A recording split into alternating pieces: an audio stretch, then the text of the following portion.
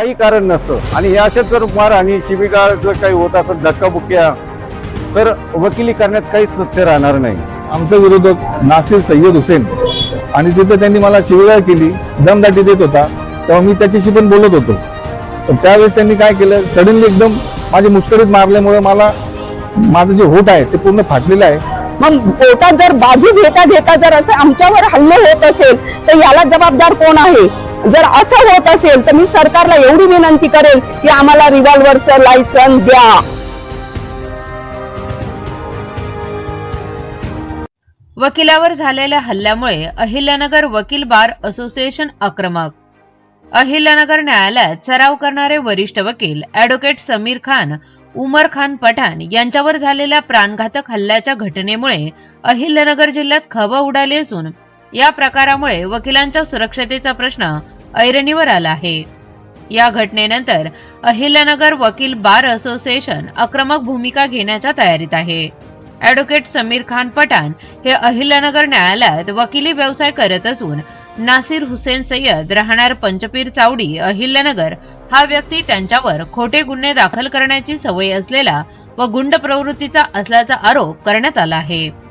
यापूर्वी देखील दिवाणी प्रकरण मागे न घेतल्यास जिवे मारण्याची धमकी देत बनावट गुन्हे दाखल केल्याच्या लेटरमध्ये नमूद करण्यात आले आहे। दिनांक 3 फेब्रुवारी 2026 रोजी सायंकाळी नासिर हुसेन सय्यद हा चेतना हॉटेल परिसरात आला। तेथे ॲडव्होकेट पठाण यांच्याशी वाद घालत असताना त्याने त्यांच्या तोंडावर जोरदार फाईट मारली। या हल्ल्यात ॲडव्होकेट पठाण यांच्या तोंडातून रक्तस्राव सुरू झाला। प्रसंगावधान राखत तेथे उपस्थित मित्रांनी त्यांना वाचवले। मात्र आरोपीने अपील नंबर 49/2021 मध्ये जास्त लक्ष घालू नकोस नाहीतर तुला पुन्हा खोट्या गुन्ह्यात अडकवीन अशी धमकी दिल्याचा आरोप आहे। यानंतर ॲडव्होकेट पठाण यांनी कोतवाली पोलीस ठाण्यात तक्रार दिली असता केवळ NC नोंदविण्यात आली। कोणतेही वैद्यकीय पत्र न दिल्याने आणि जखम गंभीर असल्याने त्यांना रात्री सिव्हिल हॉस्पिटलमध्ये दाखल करण्यात आले। नंतर तब्येत अधिक बिघडल्याने सानप हॉस्पिटलमध्ये ऍडमिट करण्यात आले। या प्रकरणी दिनांक 4 फेब्रुवारी 2026 रोजी लेखी तक्रार देऊन सर्व वैद्यकीय पुरावे सादर करण्यात आले आहेत। मात्र तरीही अद्याप गंभीर गुन्हा दाखल न झाल्याने वकिलांमध्ये संतापाची भावना आहे। या घटनेमुळे न्यायालयीन कामकाज करणाऱ्या वकिलांच्या सुरक्षतेबाबत गंभीर प्रश्न निर्माण झाला असून दोषींवर तत्काळ कठोर कारवाई करण्याची मागणी होत आहे। याबाबत अहिल्यानगर वकील बार असोसिएशन कडून लवकरच आंदोलनात्मक भूमिका घेतली जाण्याची शक्यता व्यक्त केली जात आहे। प्रतिनिधी ऐनुल शेख, ATV न्यूज, अहिल्यानगर। माझं नाव ॲडव्होकेट समीर खान उमर खान पठाण, मी राहणार पंचपीर चावडी अहमदनगर। मी या कोर्टात मागील 15 वर्षापासून प्रॅक्टिस करत आहे। 3/2/2026 रोजी जागण्याची रात्र होती। त्यावेळेस मी आणि आमची मित्रमंडळी आम्ही चेतना हॉटेल फुल सौंदर्य चौक येथे चहा पित होतो। त्यावेळेस आमचा विरोधक नासिर सय्यद हुसेन राहणार पंचपीर चावडी हा सडनली हॉटेलमध्ये आला आणि तिथे त्यांनी मला शिवीगाळ केली, दमदाटी देत होता, तेव्हा मी त्याच्याशी पण बोलत होतो। पण त्यावेळेस त्यांनी काय केलं, सडनली एकदम माझे मुस्करीत मारल्यामुळे मला माझं जे होठ आहे ते पूर्ण फाटलेलं आहे। त्याच्यामुळे मी त्याला म्हणजे माझी मित्रमंडळी त्यांनी मला सोडवलं, त्याला हातून बाहेर लावलं। पण त्यावेळेस मला रात्रभर ब्लिडिंग झाल्यामुळे मला सानप हॉस्पिटलला ऍडमिट केलं आणि तिथे माझं पूर्ण ट्रीटमेंट चालू होती। त्यामुळे मी 2 दिवस बेड रेस्टला होतो। आणि तो हा दम देत आहे का तो ऑलरेडी कोर्ट बर्ड आहे, त्याचे अनेक केसेस कोर्टात चालू आहे। तो हाच म्हणतो की वकिलाचं मर्डर झाले तरी काय होत नाही आणि समजा तू जास्त हे करेल, या प्रकरणात जास्त लक्ष घालेल तर तुझं पण काटा काढेल, कंटिन्यू जीव मारण्याची धमकी देत आहे तो। मी कोतवाली पोलीस स्टेशनला त्याच दिवशी गेलो होतो, तिथे ठाणे अंमलदार होते, त्यांना मी सांगितलं का असं असं झालंय सर। त्यांनी माझी फक्त NC घेतलेली आहे, तर म्हणे हातावर रिकव्हरी नाहीये। मी त्यांना दाखवलं की मला म्हणजे गंभीर जखम झाली सर, तो मसोड्यामधनं पूर्ण ब्लिडिंग होते। तर त्यांनी मला इव्हन लेटर पण नाही दिलं की तुम्ही तिथे जाऊन हे करा म्हणून मेडिकल सिव्हिल हॉस्पिटलला। मग मी तिथनं कंप्लेंट देऊन स्वतः जाऊन तिथे मेडिकल करून आलो सर। आणि त्यानंतर मग मला रात्रभर ब्लिडिंग असल्यामुळे मी सानप हॉस्पिटलला ऍडमिट झालो होतो।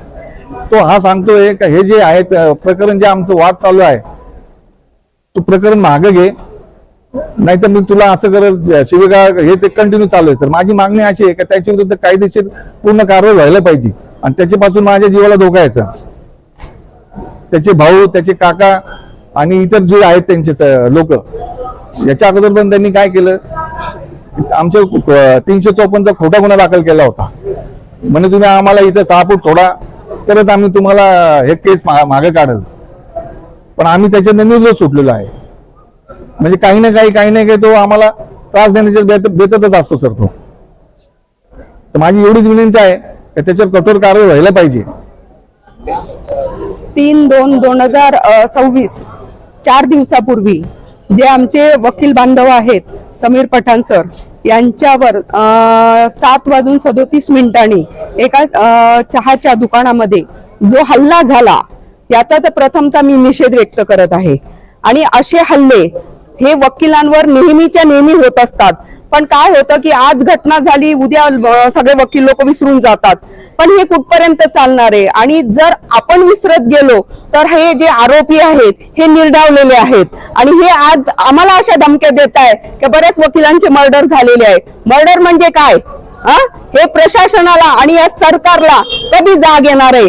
आज फक्त बार काउन्सिलचे लोक येतात, मतं मागतात आणि आम्ही बार काउन्सिल महाराष्ट्र आणि गोवाची निवडून देतो. पण त्यांचं कर्तव्य काहीच नाही आहे. फक्त मतं मागायला येतात.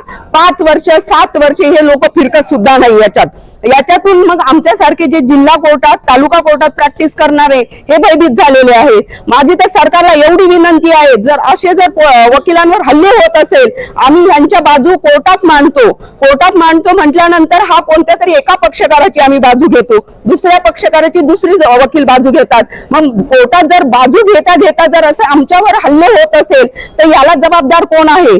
जर असं होत असेल तर मी सरकारला एवढी विनंती करेल की आम्हाला रिव्हॉल्व्हरचं लायसन द्या.